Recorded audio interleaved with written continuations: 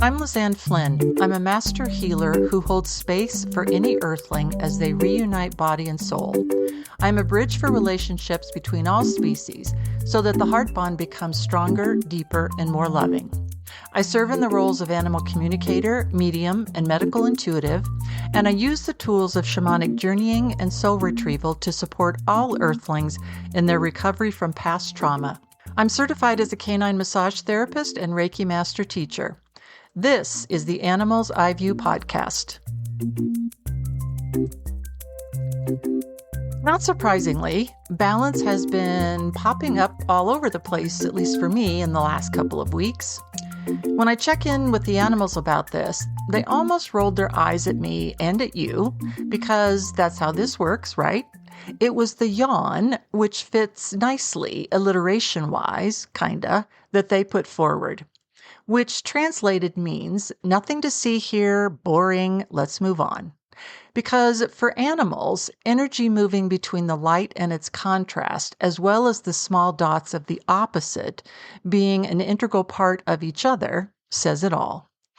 And if you sit with it for just a minute, you can perhaps begin to feel a resonance with your true essence as human animal, trapped a bit in the false constructs our species has created around this supposed to be dynamic of flow, balance, and partnership, while at the same time it holds space for unified duality. Nothing is ever separate from anything else as much as we would like to think so. The symbol itself, I think, is a masterpiece. Its circular shape evokes a feeling of calm, with no sharp corners to navigate, and who should step forward with that but dolphin? Their physical forms have no sharp corners, which means, as they say, we glide through everything and nothing is anything we can't handle. Which sounds like a question inside a puzzle, right? Whale glides forward slowly to nod their massive heads in agreement with dolphin. They say, human perspective is what cuts into the calm, as control isn't part of yin-yang. It would be different if it weren't a circle or if the shapes of the light and its contrast were straight lines. They're not. They curve around each other so that everything inside of everyone matches the everything of everyone else. I can feel a slight pushback from one side of my human experience to say, well, it's inside a circle. Isn't that control already? What if the yin-yang were not contained in the circle? Wouldn't that mean that we're able to grow more yin and make sure that yang gets smaller by our relentlessly hacking away at it over time? And there's an equal but opposite pushback from our collective human experience, at least I think so, because my body tells me that these human thoughts go against the design of Earth herself, who isn't a square floating in shape with sharp points and only straight lines. She's round, like the belly of a pregnant female who's about to give birth. And with that thought, I feel a sigh of release coming from the animals around me who came to join in the conversation, which means we've reached equilibrium resonance together. As we've said before, the way of this planet and her cycle of death, transition, and rebirth is simply not going to change despite all of our best efforts. I think we've done our darndest to reshape the external representation of the planet, what with our out-of-control number of members in our species that has outpaced the available resources, that has, in turn, decimated the numbers of members of other species upon whom we depend. And we're really good at changing the external circumstances to fit what we think our needs are. We take and we cut down and we burn and we drain and we build to suit ourselves without a thought, or at best a latent thought, for whomever else we might be taking from. From the center of the yin-yang symbol, we would be squarely, pun intended, in the middle of the contrast area and not even remotely close to that small dot of light. We tend to treat the external part of the planet as if she is something to conquer and take from and to exploit, in terms of knowing how she works for us continually, day in and day out, sunrise to sunset. We've plundered those mysterious ways, and in the way that a haircut we're beginning to second guess goes, does absolutely nothing at all to alter the innate temperament of the earth. I'm hearing the screech of eagle because they don't scream like hawk does, they screech. The sound typically put in for eagle in the movies is a hawk. To be sure, both are apex predators, and we might imagine that eagle, being the far larger of the two physically, would also sound more predator-like instead of a sound that for sure is bird-like, yet nowhere near how we think eagle sounds. Eagles are not only larger than hawks, they're also much stronger. Hawks have an average grip force of around 200 pounds per square inch, which is pretty impressive, until you consider that an eagle's average grip force is twice as powerful at 400 psi. And that's just it, of course. As apex predators ourselves, the sounds we make and the actions we take are considered by other species to be nowhere near what they know is our true essence and temperament.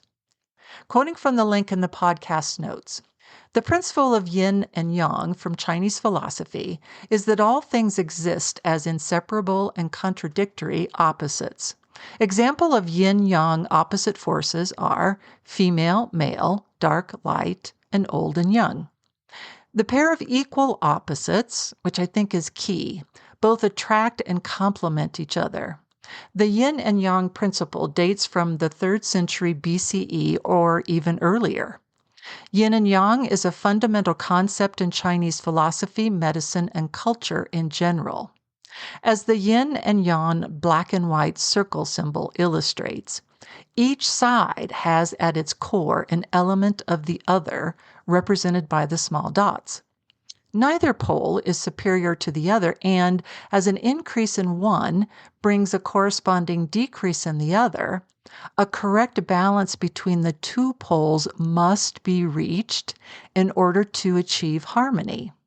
Humans naturally think that the light is superior to its contrast because we think in terms of duality rather than unified duality. We think good, bad, right, wrong, here and there, etc. That alone gets us out of balance with the whole of the earth and every single species on it. We jettison the contrast that exists as part of our organic temperament off the planet so that we can elevate ourselves above all other species. And so we can tell ourselves, well, we're better, don't you know, than any other species around us.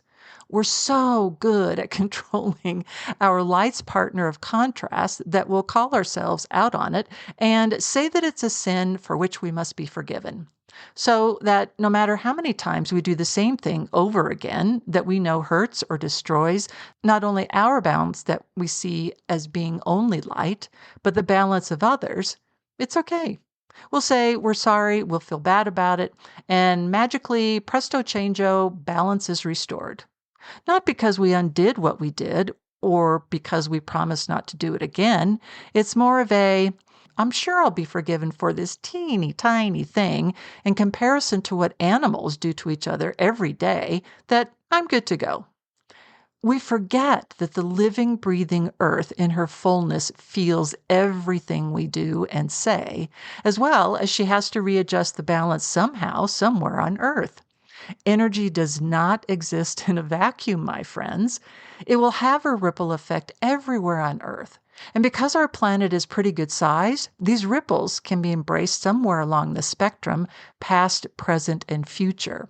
Just because we don't feel them in the moment does not mean they are not there.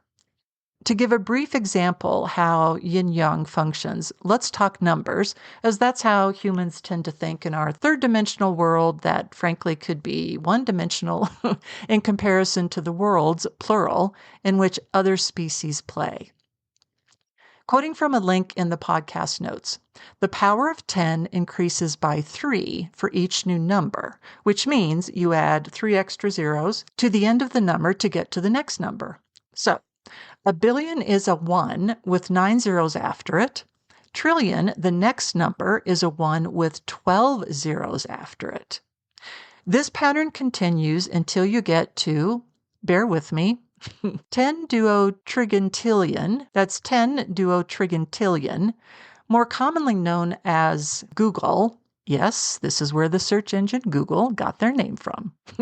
There are no names for the numbers between Gogol, Skewer's number, centillion, or Googleplex. You may have noticed that zillion is not on here. Zillion is not actually a real number. It's simply a term to refer to an undetermined but extremely large quantity. And I gotta say, using a zillion is one of my favorite things because I'll sometimes say a zillion and one just to give it some oomph. Just exactly how does this beautiful symbol of yin-yang explain that it's up to each member of each species on Earth for generations to ensure that their balance of yin-yang remains stable? And gosh, if we just focus on that, pretty much all would be well with the world, give or take a contrast or three. We tell ourselves, and we typically associate yin with the feminine and the side of contrast. Hello, patriarchy. Some adjectives to sum that up would be moon, water, cold, softness, femininity, passiveness, and stillness. For yang, the adjectives would be light, sun, fire, warmth, hardness, masculinity, activeness, and movement. So just for a second, imagine how it would be without the moon. All life forms on Earth are incompatible with 24 hours of sun. There has to be a reprieve from sun at some point. The same goes for water and fire, warm and cold, etc. When you put them together as they're meant to be, so partners, it's much easier to feel the flow of energy on the planet and, to a certain extent, the ho-hum of the balance, because it is astonishingly simple. There are no complicated moving levers or parts to be replaced, so the whole thing just goes. It simply is present. The animal's use of yawn as an analogy for yin-yang is fathoms deep, of course. They don't do anything less than that, especially if they want us to really absorb its beauty and grace. Because with yawn, Y-A-W-N, it serves multiple yin-yang objectives within the body. And probably on the yang side, it regulates brain temperature. Yawning helps cool the brain, improving alertness and cognitive function. It increases oxygen intake. It allows for deeper inhalation, which can increase oxygen levels in the blood. It promotes social bonding. Yawning can be contagious, as we all know, fostering social connections and group cohesion. And a yawn can also signal a transition. It often occurs between states of alertness, such as waking up or preparing to sleep. On the other side of the coin, as I'm hearing, referring to coins used in the I Ching, a yawn relieves boredom or fatigue. Yawning may serve a signal that the body needs a change in activity or rest. Yawning enhances alertness. It can temporarily increase alertness and readiness for action.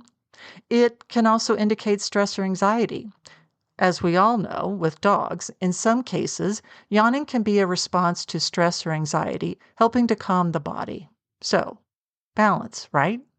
However you think of the symbol of yin-yang, it's far from boring.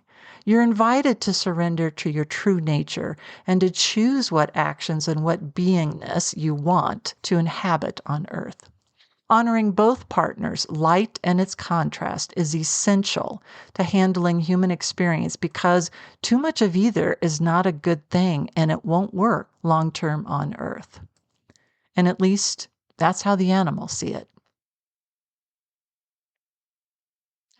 Thanks for listening today. Leave a review and be sure to subscribe to this podcast. I offer all new clients a free 15-minute consultation. To schedule online, go to lizanneflynn.com. Come find me on social media, Facebook, Twitterverse, Instagram, and LinkedIn. I encourage you to sign up for my quarterly newsletter on my website, where I also post notices for upcoming events, the starting date of courses in the Animals iView Academy, and online psychic fairs. The episodes of this podcast are available on my YouTube channel, complete with subtitles. You'll find that link in my podcast footer, and be sure to subscribe. This has been the Animals iView podcast. I'll see you next time.